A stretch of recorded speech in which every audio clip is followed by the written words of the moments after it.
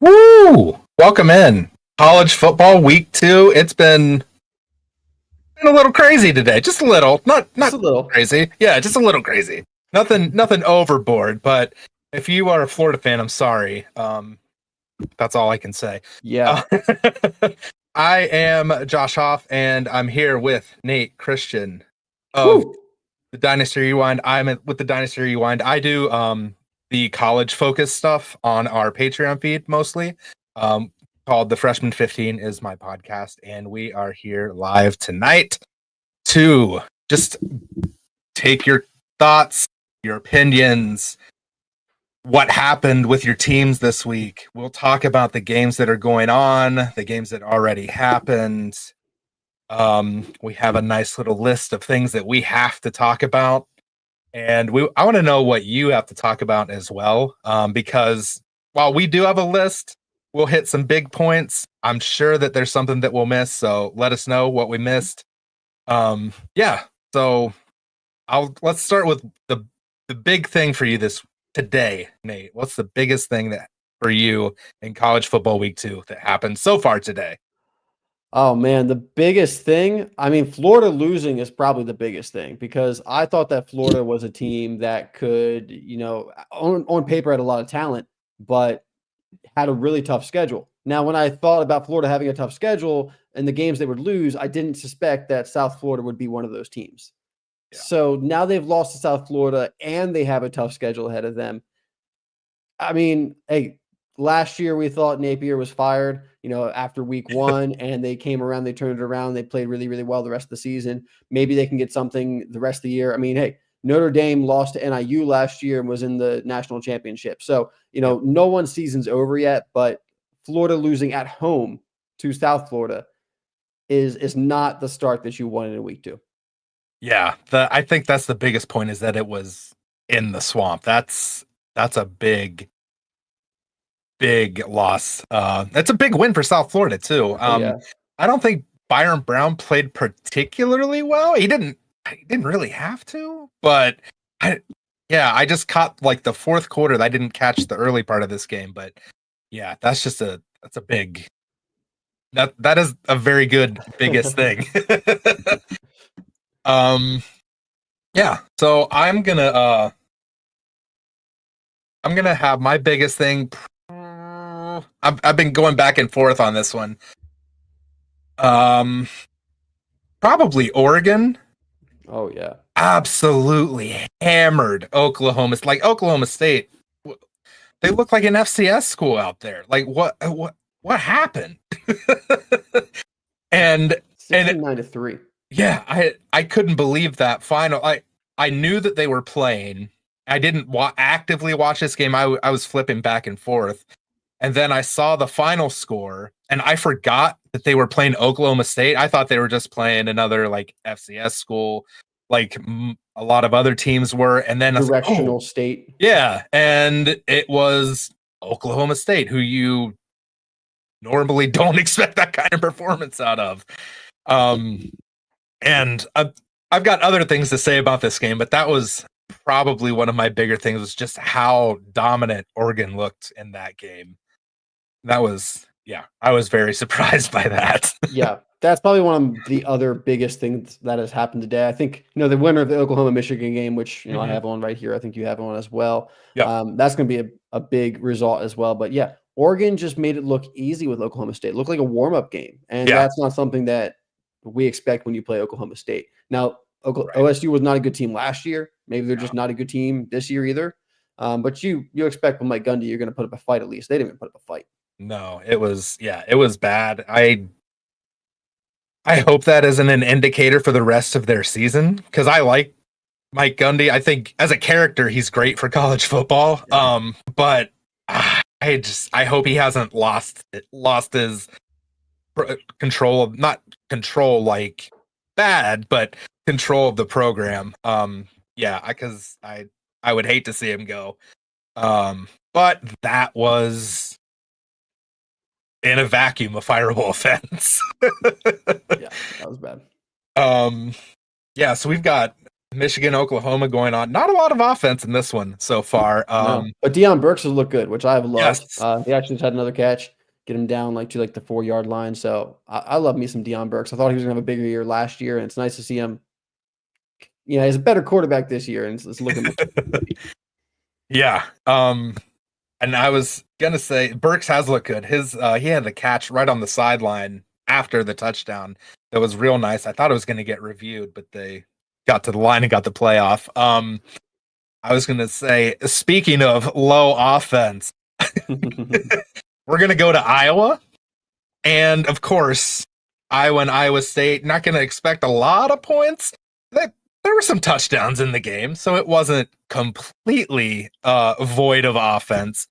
But still, like Iowa, man, they got an FCS quarterback, and it didn't help. The offensive coordinator is new this year, right? I forget, or was it last year he was new? I'm not sure. I know they got a new one last year. I don't know if they replaced him again. Okay, yeah, I don't remember, but it was just again no offense. But Iowa State has looked pretty solid so far this season. It's been kind of from a fantasy aspect, it's been hard to project who's going to get the ball, and especially wide receiver wise. But over as just a pure football team, they've looked pretty good this year. And I think that they could be in the conference championship at the end of the year. If there's no reason they couldn't be, at least so far that we've seen. Yeah, Rocco Beck seems like a winner. He seems like a guy who knows how to win games, how to keep care of the ball, make the throws he's supposed to. I think he has some upside on a week-to-week basis to be a really good quarterback, and he's looked pretty good with losing 2 NFL wide receivers from last year. So that's good for that team. I think I like Matt Campbell too as a coach. I think he's a really good coach. So I root for Iowa State. Yeah, and that's a great point about the wide receivers. They've been sneaky good at producing NFL wide receivers. And I think that's kind of some of my frustration from a campus to Canton player is I want one of these guys because I know that they're going to send at least one guy to the NFL. I just can't pick the guy yet. So hopefully that picture becomes a little more clear as we go. And Oklahoma scored again. Yeah, John. Nice. There was a shootout in Dallas. Probably shouldn't use that term anymore, but there was a very high scoring affair went into overtime between Baylor and SMU. Did you catch this one? Yeah, I got to watch all of this overtime. I got to watch the whole fourth quarter of this game. I watched a good bit of the first half as well. I'm like a closet Baylor fan. I don't know why. I just like Sawyer Robinson. I like Bryson Washington. Okay. I like Josh Cameron. I think they have a fun offense. And Sawyer Robertson just continues to make really good plays, throw for a lot of yards, a lot of touchdowns, and not turn the ball over. He's been a really good quarterback this year. I was lucky enough, actually. Maybe this is why. I got to see Baylor last year play West Virginia at West Virginia. Oh, and nice. They just absolutely crushed West Virginia that game. Their offense was incredible. So It was fun watching them. It was fun watching them against SMU. They end up winning in double overtime. It was a lot of fun to watch because they came back. They were down 2 scores, I think, just about in the fourth quarter. Came back, tied it up late, and Sawyer Robertson. I like that quarterback a lot. I think there's maybe some late day 3 potential for him. Maybe more. Who knows? Okay, nice. I like that, and also just again from a fantasy aspect, Bryson Washington got rolling finally. He only had 54 yards last week against Auburn, but he also ran the ball 31 times today, and he got 2 touchdowns for 115 yards. So it was they were rolling. Defense was optional in this game for sure. But also I realized just looking at the box score, and we have our who impressed thing. I forgot that I wanted to put TJ Harden or Tamarian Harden on the list because I wasn't kidding when I said defense was optional. He also had 115 rushing yards and 3 touchdowns. It was just, if you had either starting running back in this game, like you're happy with their performance for your fantasy team for sure. Yep. Yep. And Josh Cameron on Baylor, 9 receptions, 151 yards, 2 touchdowns. I mean, Yeah. Sawyer Robertson threw for 440 yards on 50 attempts and 4 touchdowns. So I think there's a lot of passing yards to go around. Yeah. And I mean, just to complete the recap, Kevin Jennings had a pretty good game. He didn't throw nearly as much, but he also had 3 touchdowns and just under 3. He had 295, so just under 300 yards. Yeah. He went Jennings 10 for will 10 in the first half. yeah. And he also added, he only added 16 yards. I saw he had 14 rushing attempts, like, ooh. And then I saw the yards. I'm like, okay. Yeah. So that was kind of a letdown rushing wise, but he got some touchdowns. Yeah. And Michigan just went to halftime. Sweet. We talked about Oregon. We can talk about the actual stats and just how dominant statistically Oregon was in that game against Oklahoma State, because it was a dismantling. Dante Moore was 16 of 21 for 266, 3 touchdowns. Look good. He did. Yeah. And one of those touchdowns was to freshman phenom DeCoria Moore, and we all had super high hopes for DeCoria Moore, especially after I just blanked on his name. Stewart. After Evan Stewart went down with injury. And so far, I mean, they spread the ball out. Oregon does this. This is, I'm going to get on my little soapbox, I guess. In their quote unquote easier, or I'll just say early schedule, not necessarily easier. Or played Oklahoma State, but it's part of their easy schedule. Yeah. They don't show too much. I mean, I'm looking at the box score again. They had 2 receptions, 2 receptions, 2 receptions, 3 receptions, 2, 2, 2, 1, 1, 1. They had 12 different guys with a rushing attempt. Yeah. And yeah, that leads me. That's perfect, because this is what I was going to talk about, and I'm going to cry, because Mekhi Hughes is not the guy yet. I don't know. Will he be? He did have the most attempts. He just didn't do anything with them today. He had 9 attempts. The next closest was 7. Yep. Yeah, and Mekhi Hughes, and last week he had 1 attempt for 2 yards. And he was going in the first round of, well, in CFF drafts, he's going in the first round for sure. In C2Cs, maybe second or third, but he was still like one of the most coveted running backs in the transfer portal. Goes to Oregon, and everyone thinks Oregon's going to run more because they have a new starting quarterback. They're not going to be the super prolific aerial attack that we've seen the past few years out of them, and Mekhi Hughes is going to be that guy. Like, this is a lock for him to be a stud here, and we've got falling flat. 10 rushes for 32 yards in 2 games against, and it's not because Oregon is struggling, because they're putting up points, and it's so. Well, Hoff, would you say is a buy low? Do you think it's going to work out? I talked about it a little bit Wednesday night on the live show. I'm okay if he's on your roster. I probably wouldn't sell him. I would give, once their schedule starts to get a little tougher and you start to see their real, like, we need to win games game plan instead of we're showing off game plan, I feel like he's got to be more involved than he is so far. If not, that's just, I don't know. But also, if you're banking on him to start for your team every week, like, I can understand like the frustration, because I have him in a couple of those spots.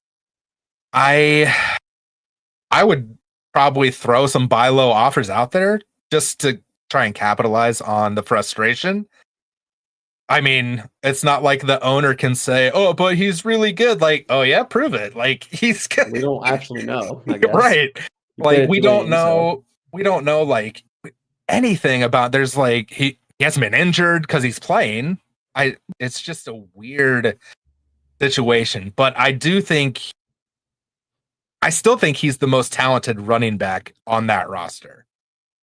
I agree. I'm a big Hughes fan. I mean, I think they have a lot of talent at Mhm. Oregon. So, I mean, there's a lot of guys to get carries, but I think once we see them actually in a game, Yep. I mean, he had the most carries in this game. So Yep. that's at least more optimistic than last week when he had 1 carry, Right. like literally 1 carry. And like that's like what is even going on at that point? Did he have an Mhm. injury? Like we were all wondering. Yep. So, I mean, I think this has been a positive development, maybe not as positive as we had hoped, Mhm. but this really wasn't a game for very long. Yeah. And that is a nice trend in the right direction too. So I would, yeah, definitely throw out the buy low offers. See if you can get a guy to can excel, I guess. And like, oh crap, I'm gonna have to drop this guy in a couple more weeks if he keeps doing this. Maybe you can get him for a mid, like a fifth, sixth, seventh round supplemental pick.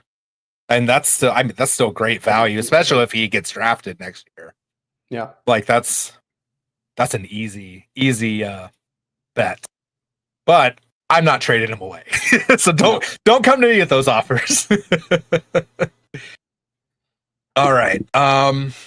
Let's talk about I didn't look at the betting markets before the season started. I probably should have, but I didn't. I just don't bet that much.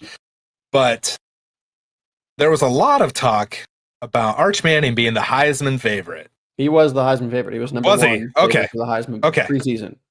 That's wild to me, but then again, that's how There wasn't a casinos lot of make money. returning talent at That's true. quarterback with big programs. Yeah, that's So fair. there was a lot of unknown regarding the quarterback position at the top programs. That's fair.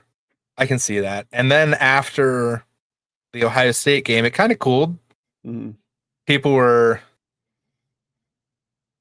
more apprehensive about Arch. And today, against San Jose State, he had a much better game than last week. 19 of 30 for 495, 4 touchdowns, and a pick. The pick was really bad. It was, yeah, that was a real bad pick. I had just flipped to the game when I think he was running into a defender, kind of, or the defender was running into him, and he just kind of threw it up. And yeah, that was bad. But he's still young. Yeah. And raw. Like he doesn't have the experience yet to toss that out of bounds and live to fight another day. But he also added a touchdown on the ground. It was a nice rushing touchdown too. I mean, Yep. he ran around a little bit. I got to watch a lot of the first half of this game. Okay. Because I wanted to see what Arch Manning looked like coming back after Ohio State. Because against Ohio State, I mean, you're playing at Ohio State. It's the defending national champions. It's one of the best defenses, in all of college football. It's his first start away from home, his first start as like the quarterback one of Texas. So, I was willing to, make a lot of excuses for him if we needed to. Mhm. But, we all saw like some of the mechanics look bad. And that was something we were kind of worried about after the Ohio State game. It was like, hey, like this wasn't like a bad game where like it was just the moment was too big for him. Like things kind of just looked off. Yeah. And I tell you the truth, first half against San Jose State, it honestly didn't look too much better. It's a much different competition level, and he still was, skying passes, throwing that sidearm and really inaccurate when he was throwing sidearm. Yeah. His back foot, just like things that you would think that's not just because he's Arch Manning, but because he's the starting quarterback of Texas, he wouldn't be doing. Right. And I mean, I'm still I still have belief in Arch Manning. I'm not saying he's a bust or anything. He's still athletic. The rushing touchdown showed he's athletic. He's still got a good arm. His many of his touchdowns were due to some yak. The long touchdown he had to Livingstone, he kind of underthrew it, but he was just so open it didn't matter. Yeah. So I didn't really come away impressed or like turned around on Arch Manning like, oh wow, last week was just a big moment for him. He's like actually really, really good. I still have a lot of questions about Arch Manning. Yeah. I think that's fair. I didn't realize all this stuff came out, or it didn't come out, but it was being posted more and more on Twitter last week. I didn't realize he didn't compete in the Elite 11. And like basically how he was just handed his recruit rating / ranking, whatever you want to call it, because of his last name, which is kind of fair at this point. Through 2 games, I think we can say that he also has plenty of time and potentially the talent to turn that narrative around. But I don't. I'm kind of torn on him. I don't honestly. I don't have him rostered anywhere. That's just because I missed out. It's not because I'm avoiding him, but I'm also not actively trying to get him. If we're gonna just talk about fantasy, but yeah, the sidearm stuff drives me nuts. Yeah, the sidearm stuff's crazy. I mean, I have one share of Arch Manning. I have 3 C2C leagues and then a couple of deadly leagues. I only have one share of Arch. And I mean, still got me a ton of points this week. I think it was 40 some points in C2C. So I'm happy with that. And Texas, I mean, I still think is a good team. They're going to score a lot of points, but I definitely have my worries about Arch. I don't think he's coming out this year, which I think is definitely solidified at this point. I think we can put that to bed. Yeah. which is good. I mean, if he plays for 2 years, I could see him being, remember like Bo Nix, you know, first round quarterback and someone who's been really impressive in the NFL. He had a roller coaster of a career. And even his first year at Oregon, he showed flashes, but still wasn't like the top title contending kind of quarterback that they needed. And then he was his final year. I think Arch Manning, you know, he has a full year under his belt after this year, comes back for his, you know, 4th season. And I think could be, you know, a much different quarterback at that point.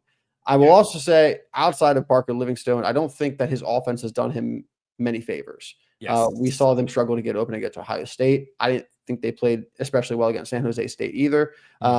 We can talk about Parker Livingstone, who went 4 receptions, 128 yards, and 2 touchdowns. Very impressive. He's a freshman, kind of coming out of nowhere because you'd expect that Ryan Wingo would be the guy for them, the sophomore wide receiver. Yep. And he only had 4 receptions for 30 yards this game, had multiple drops against San Jose State. Like, come on, you got to be better. And then only had 2 receptions for 25 yards against Ohio State. So Ryan Wingo has been a huge disappointment for me. If Ryan Wingo was catching the ball and getting open, things might look different for Arch. I don't think that offensive line also has been good. I don't think Texas has been good in general yet. Yeah, they haven't. Their defense has been pretty good, but offensively, they just haven't been what you expect. Is that Oregon last year? I mean, they turned out fine. They just needed that's true. to figure it out. That's true.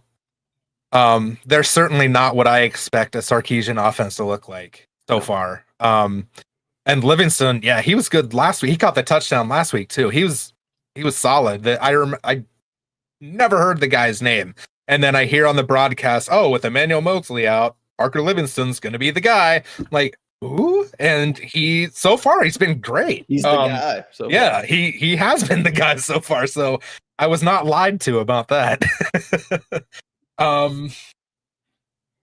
Let's talk about another Heisman hopeful that so far it's just been kind of meh. Not really what you want to see from a Heisman candidate, potential Heisman candidate. We don't know who they are yet. And that's Cade Klubnik. And we can probably talk about Clemson's offense as a whole. The first half ended and they were down, was it 16-3, I think?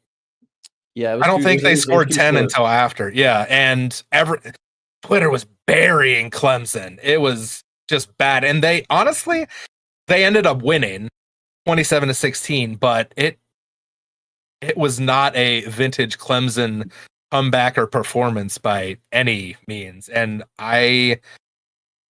Klubnik is, to me, through 2 games, is kind of stagnated. Granted, LSU is a much tougher opponent than Troy, so I would kind of expect him not to play to a like all-world elite level. He could. I think he has the talent to, but it would be more understandable if he didn't against LSU. But against Troy, like 18-24, 190 for 196, 2 touchdowns and an interception. That's that's not good enough. Especially if you want to win a Heisman, if you want to win the ACC, you need to be better, especially against schedule fillers like Troy. Yep. All right, Troy alum out there, but that's why they're on Clemson's schedule this early. Yeah, I feel like Clemson. I think you can place a good amount of blame on Cade. I don't think he's been especially great. He's thrown some interceptions that you don't expect him to throw. He's usually pretty careful with the ball. But also, we saw the running game really struggle against LSU. The running game wasn't great against Troy either. They ran for 3.9 yards as a team against Troy. Yeah, you expect better out of that offense. I mean, whether Cade Klubnik is the quarterback or not, you expect better than 3.9 yards per carry.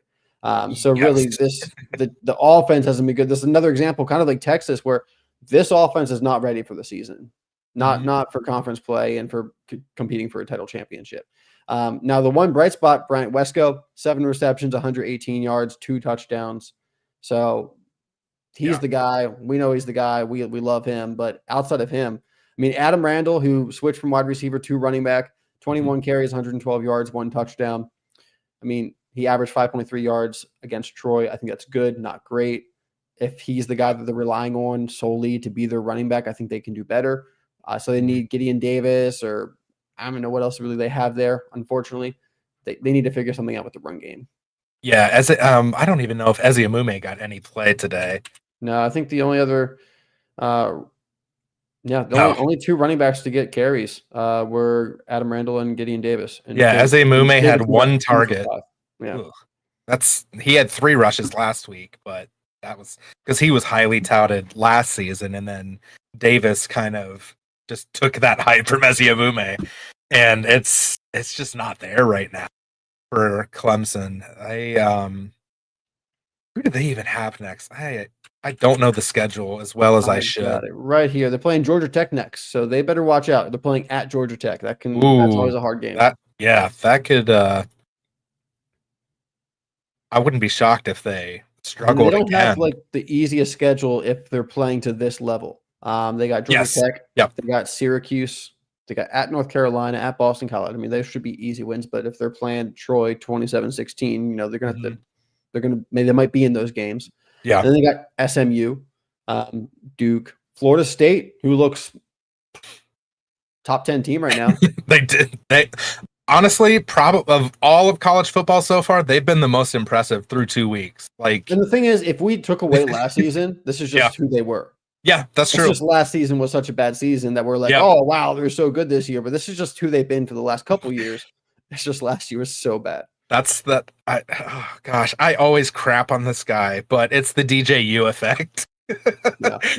They brought him in, and all this hopes and dreams of the entire Florida State program are on him, and we can say they're back. Yeah, why not? We'll find out next week and beyond, but sure, we can say they're back. I was hoping all the Florida teams were back because Miami's back as well, it seems. Yeah. Carson Beck's look pretty good. Back. South Florida's back though. Yeah, Carson Beck has missed 2 passes tonight. He's 22 of 24 so far for 267 and 2 touchdowns already. Yeah, and I believe wide receiver Tony is got 6 for 80 so far, leading the team. Nice. Okay, if he's available anywhere in any of your leagues, which his rostership percentage is 43, so he's available somewhere out there. Yeah.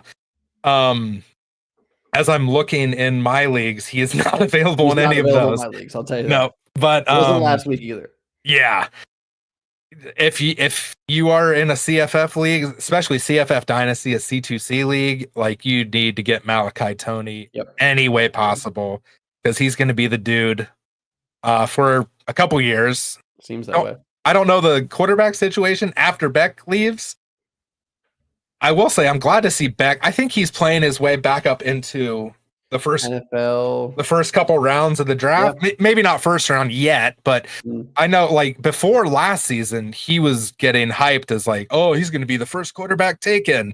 And then he kind of had an okay season, not terrible, but we expected more. And then he got injured and the transfer, and he declared and then he transferred. Classic Cam Ward move. Right. Also And went to then- Miami. To Miami, Love that. right.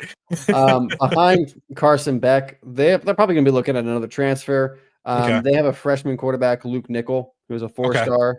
He was quarterback 16 in the 2025 class. But outside of him, I mean, they got some 3-stars. Not much there. So we're probably looking at another transfer quarterback for Miami. Okay. That'll be interesting to see who ends up there next year for sure. And we got Zach dropping in. Florida showdown next week. Top 5 Miami. Okay, sure.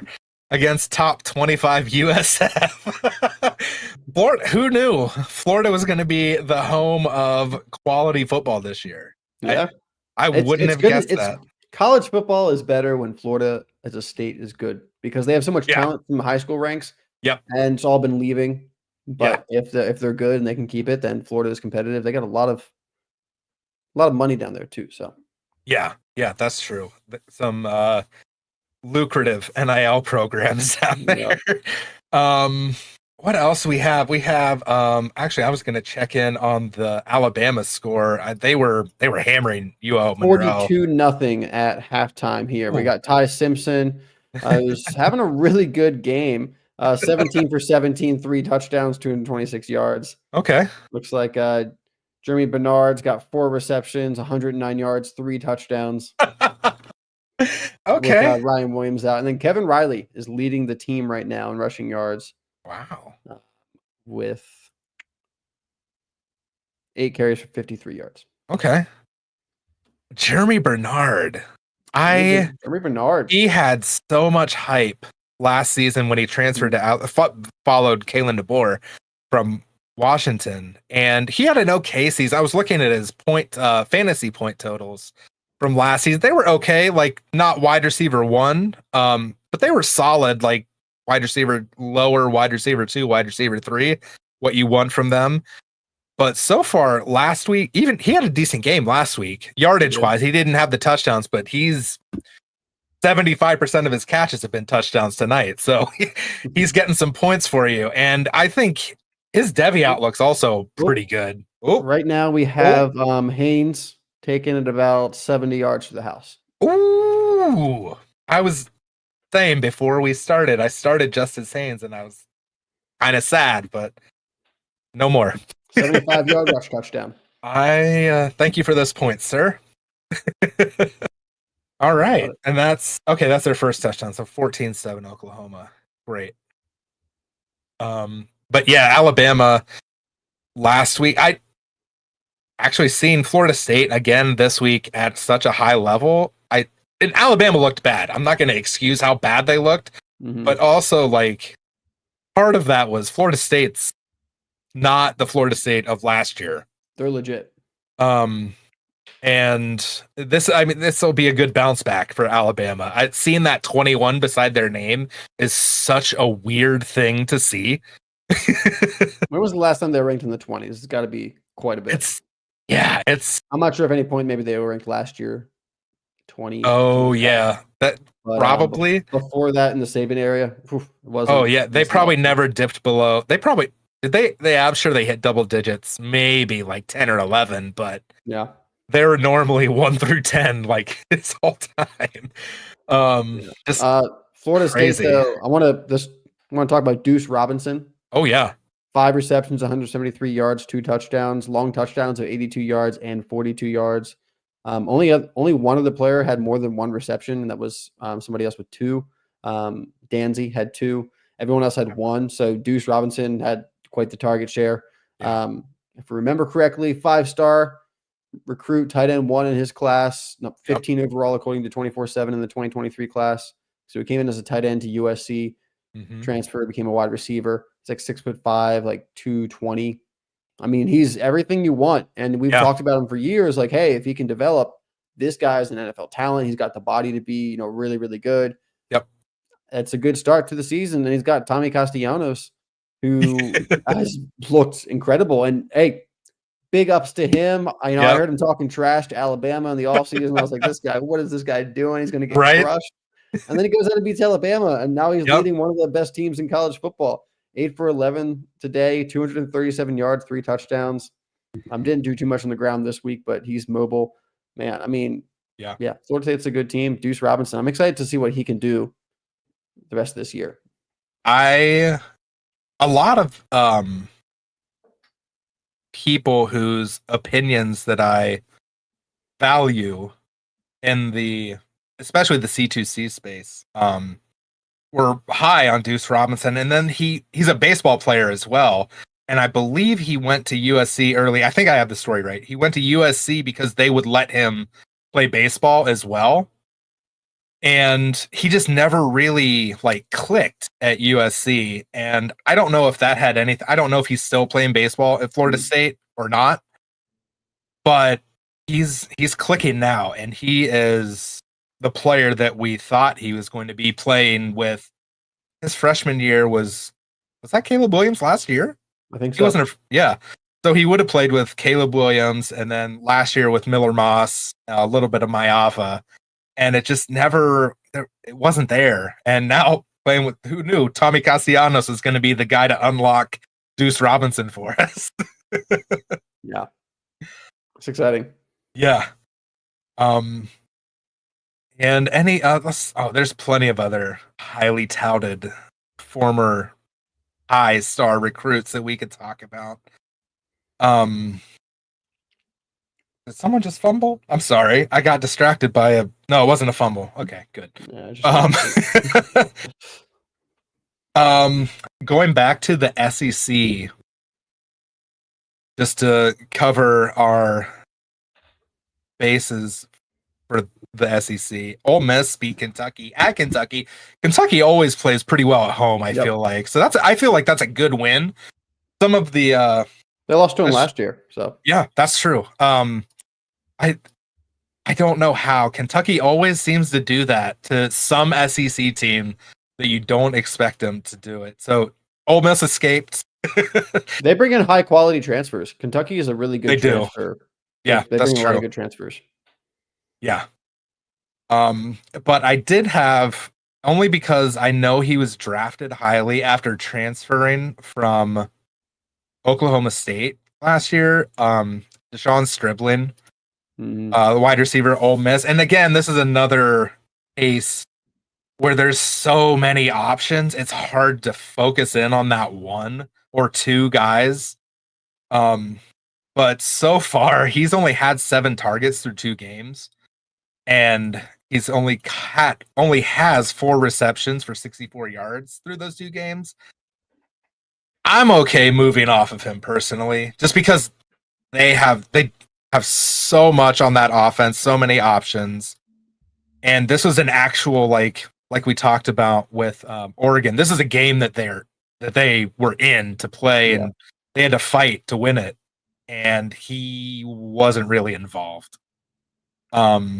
Harrison Wallace, though, looking like the wide receiver 1, had 5 receptions, 130 yards, and a touchdown last week against Georgia State. But today, 4 receptions, 117 yards, led the team. He transferred over from Penn State, redshirt senior. He was basically Penn State's like best wide receiver last year.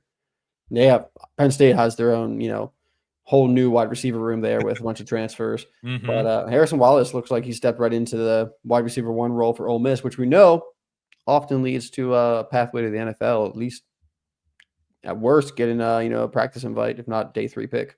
Yeah. Yeah, they definitely have been producing the NFL receivers in recent memory. Yeah. So that's, I think, collectively kind of missed it on Stribling. Yeah, it kind of seems like it, unfortunately. Yeah, and I also, not as much of a disappointment, but I was a little disappointed in just because I saw so many guys got the ball today. Shakai Mills-Knight didn't get any play. He didn't play at all today. I thought he might get a little bit of run, but again, a game that you need to win, and you have other proven running backs there. You're going to feed them first, but so far he hasn't done anything in 2 games, and Lane Kiffin he's going to play we know Lane Kiffin's going to play the most talented guy, and that may not be Mills night right now. That's okay. Just I wanted to see a little more early on when they had a chance, especially last week against Georgia State. Um, I'm not as surprised, but I'm still a little not mad. I'm disappointed. So Yeah. Yeah, no, I got that. um Taking a look at some of these other games, Georgia, I don't think anyone really impressed too much. I mean, they beat yeah. Austin Peay, 28-6. You expect better out of Georgia against competition like that. So, Yeah. I didn't get to really watch that game at all, so I don't know, what their struggles were. Nate Frazier led the team, 14 carries, 69 yards, 2 touchdowns, but no one really stood out. Mhm. Ohio State destroyed Grambling 70-0. Yeah. Julian Sand looked good, 18 for Yeah. 19, had 306 yards and a touchdown. We saw a big game out of Jeremiah Smith, 5 receptions, 119 yards, 2 touchdowns, 87-yard touchdown that he had. And I know you put Bo Jackson on here, so I know you wanted to talk about him, the running back. Yeah. All week, like I'm in Columbus, so all week on sports radio, it's been, oh, what's going on with their running back room? Because they basically split it with Donaldson and Peoples last week against Texas, and they weren't really effective at all. Um, and this week it was, oh, are we going to see Bo Jackson since neither one of the other two upperclassmen did anything last week? And yes, we are. We did see Bo Jackson. He, I guess, kind of announced himself. He had 9 carries for 108 yards and a touchdown. I believe he had a 50-yarder, 50-plus yarder. 51-yard touchdown Yep. or play. I don't know if it was a touchdown. I didn't get to watch the game. So. But yeah, I I think he's the most talented running back there. But also, I understand, like, he had the most carries. Yeah. So and he was playing. I know you have to take opponent into account, but still, he produced when he was called upon, which the guys last week did not that much, but also much tougher defense last week. But it was nice to see Bo Jackson as a foil to Shakai Mills Knight, because I know in D2C supplementals they were going either Jackson Mills Knight or Mills Knight Jackson, like right back to back either way, and it was nice to see something from him. Yeah, so I'm I drafted him very in one of happy my with that. C2Cs, Yeah, like in the first round this year. So I yeah, was happy to see it too. yeah. And also on the other side, Ohio State won 70-0, and I can still be disappointed because just want to make ourselves miserable. Max Clare was a big transfer to Ohio State, probably talent wise. I would say the best tight end that Ohio State's had in a while. They put some guys in the NFL, but they haven't really been offensive juggernauts or offensive producers. They've been glue guys, blockers, the other stuff that you expect out of a tight end. But Max Clare coming from Purdue, there were high expectations, especially when the wide receiver or just receiving pecking order wasn't really known after Smith and Tate. Was it going to be Ennis? Was it going to be Claire? A lot of people, myself included, thought it was going to be Claire. And so far, he has 2 receptions for 18 yards. And that's should be, honestly, looking back in hindsight, should be expected because Ohio State doesn't throw to the tight end that much. Saying that, tight ends caught 2 touchdowns today. But Max Clear was not one of them, unfortunately. So yeah, that was. I still think he has some Devy ups, not some Devy upside. I think he's going to play in the NFL.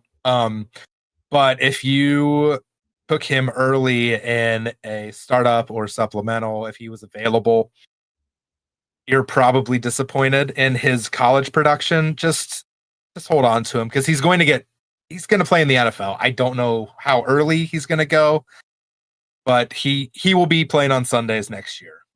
Yeah, I agree. I think that's all I had to say. See if I had any other Ohio State notes, because that was the game I watched the closest today. That I will watch the closest all season. I think that's all I had. Oh, I did want to say I've been pleasantly surprised with Carnell Tate's like acrobatics. He had a great catch last week against Texas. He had another one today.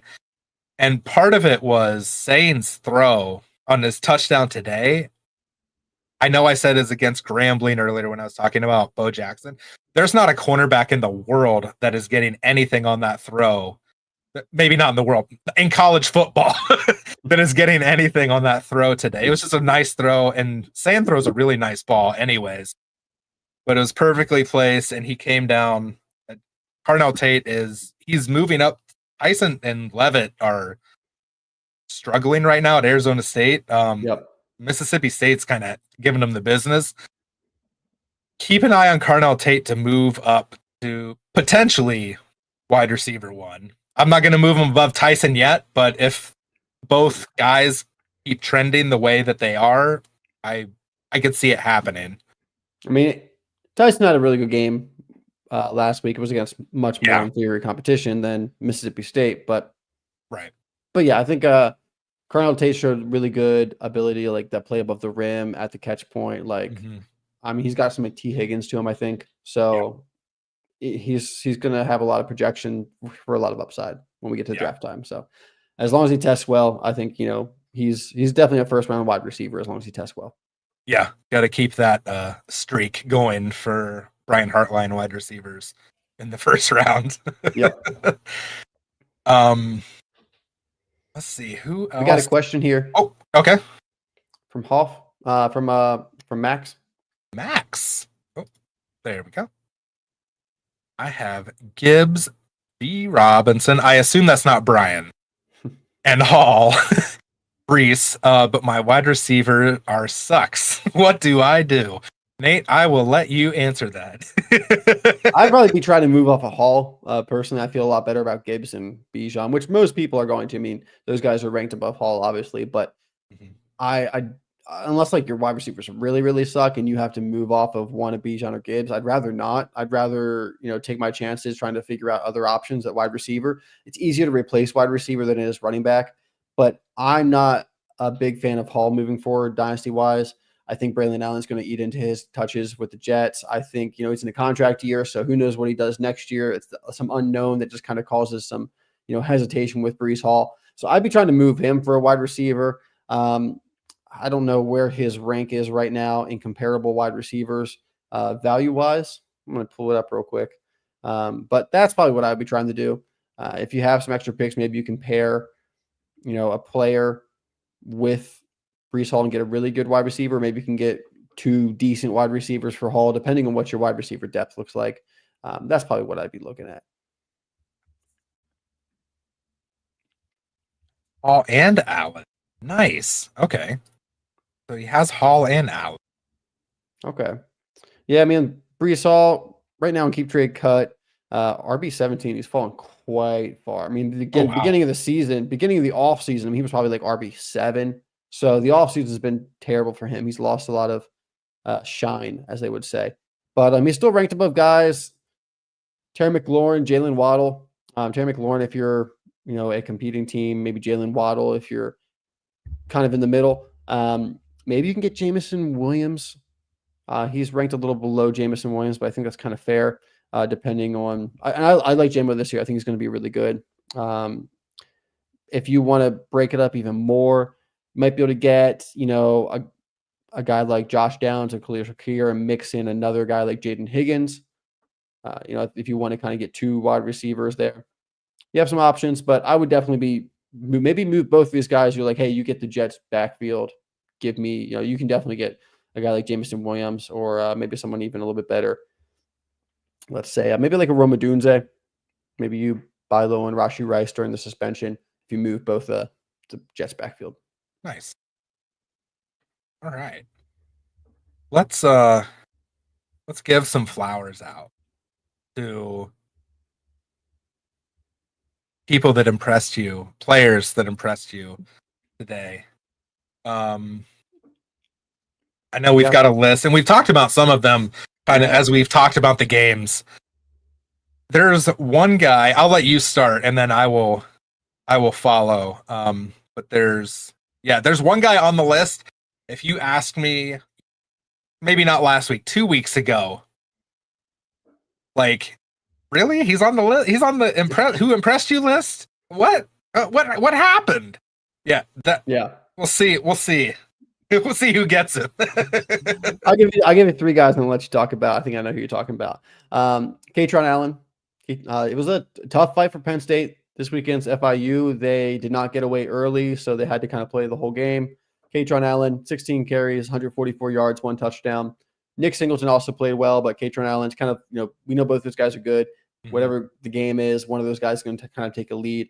But a lot of us have just kind of ranked Singleton over Allen for quite a while. So it's good to see Allen have the games where he's the guy. Had a long of 67. One of the things is always not as explosive as Singleton.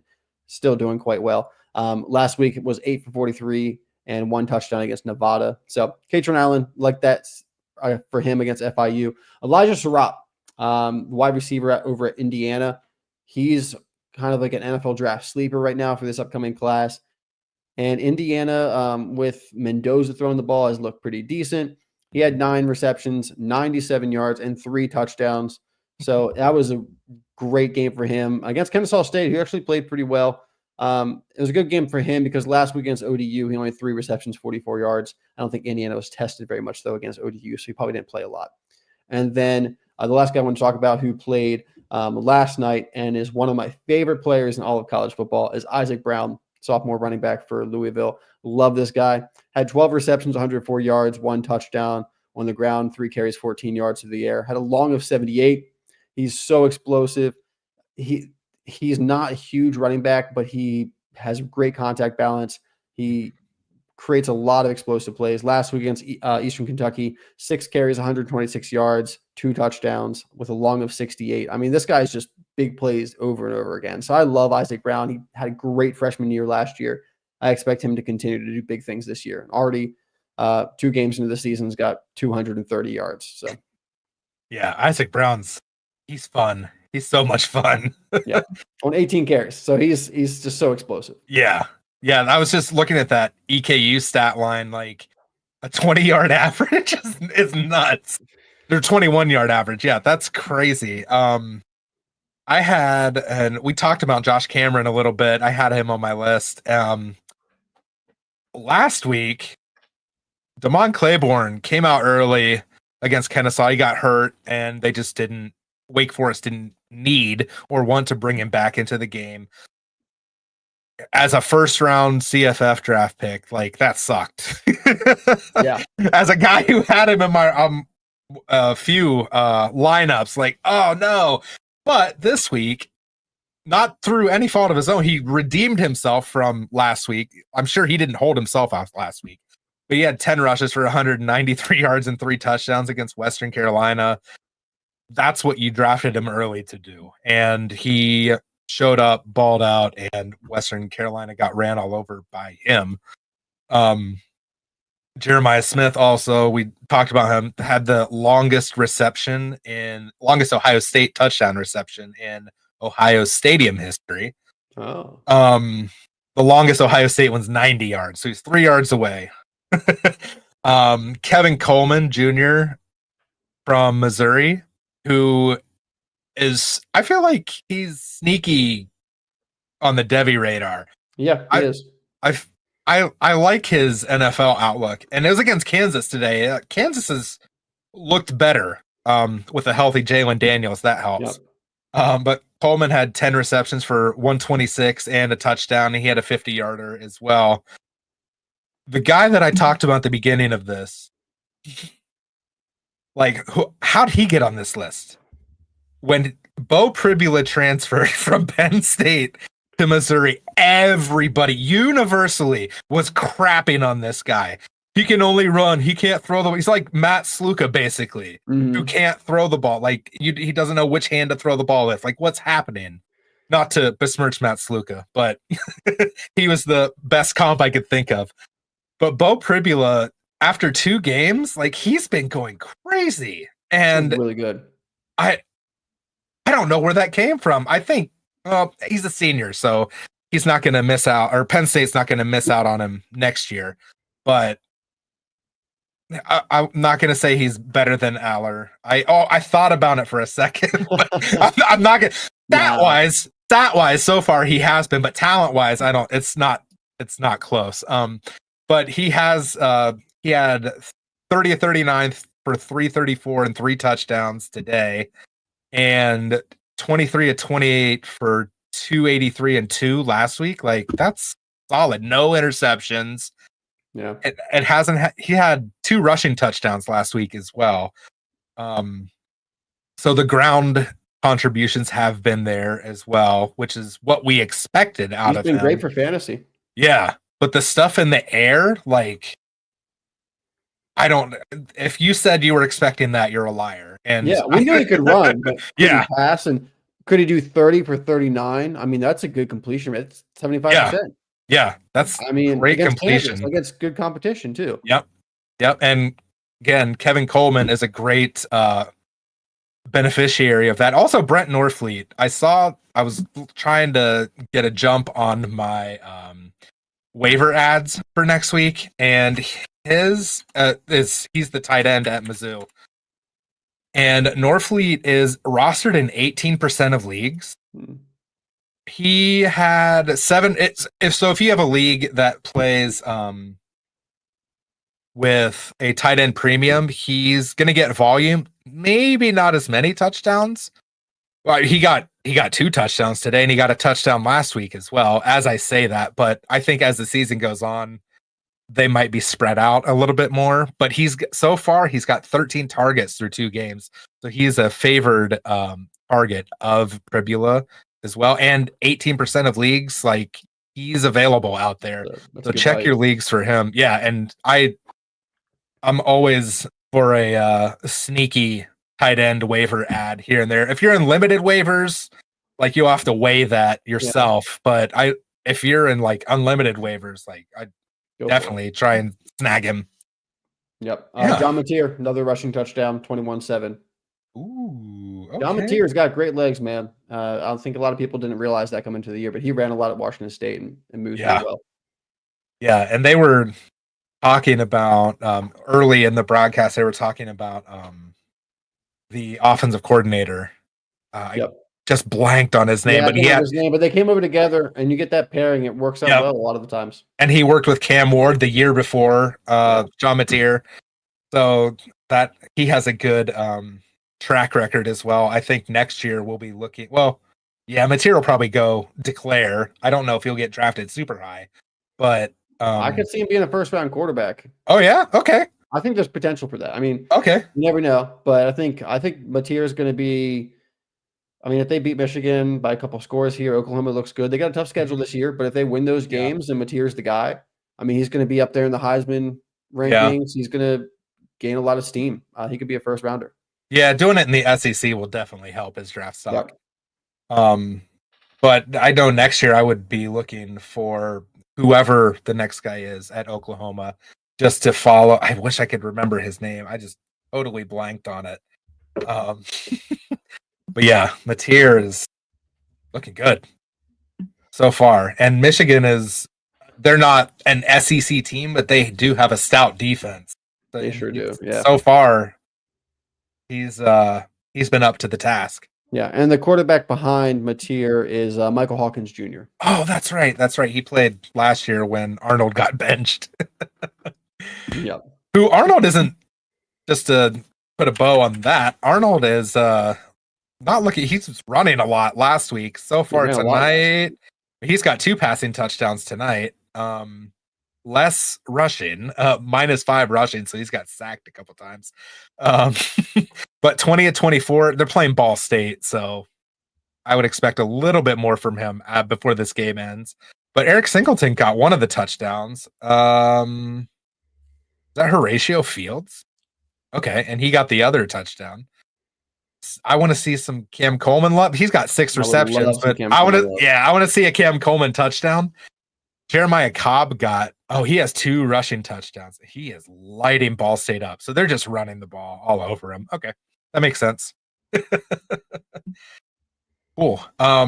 Yeah, so we are right at an hour. So I think it's a good time to wrap up the wrap up. Yeah, one last thing I got to say. Since you put him on here, but I get to talk about him. Malik Washington, freshman quarterback from Maryland. Go Terps. Yes. Go Terps. We might have found our guy. I think he's got 5 touchdowns, no interceptions so far. Yeah. He hasn't looked the greatest, but he's a true freshman starting for Maryland, which last couple of years has not been a very good team. We were talking about Coach Loxley maybe being on the hot seat this year. They're 2-0. You know, they haven't played the toughest competition yet. They haven't gotten conference play, but early results from Malik Washington are very positive. I'm very happy to have him. He was highly recruited. So, you know, I actually don't have any shares of Malik Washington because I was like, well, he's a Maryland quarterback, so he's probably going to suck. So my fandom went against me there. But I'm really happy to see that he's playing well. And he's going to be someone I'm definitely going to be watching. I'll probably make sure I get some time to go to a Maryland game this year just to get to see him. So I have to make a note of the schedule. They host Michigan in November, the week before Thanksgiving. So I'm going to keep an eye on that game. Tickets are very expensive at the moment, though. So otherwise, I'm looking at they host Washington a little bit later. Ooh, you could see him and Demond Williams. Demond Williams and Denzel Boston, who I'm a pretty big fan of Denzel Boston. Oh yeah. And then they also host Nebraska in October. So I'm gonna pick good one matchups. Of those 3 games. Yeah, that's a nice home schedule. They also host Indiana. So who knows? Nice. Okay. Tough schedule. Illinois as well, who is technically ranked. So they got ranked. That's kind of backhanded. I was disappointed I was disappointed Duke didn't keep it closer with Illinois, but also Illinois as a team impressed me today. Yeah. Just because I expected that to be a closer game and they just hammered Duke. I know I've heard from more than a few people that Illinois is their darling to be like the sneaky playoff team. Yeah, it was a very popular like sleeper pick coming into the season. I mean, the AP had them ranked like 11 coming into the season, so it's not like no one knows who they are. I mean, everyone knows they're a good team. It's just can they do it? Yeah, they just have to actually like win the games that they need to win, which hasn't always happened for Illinois.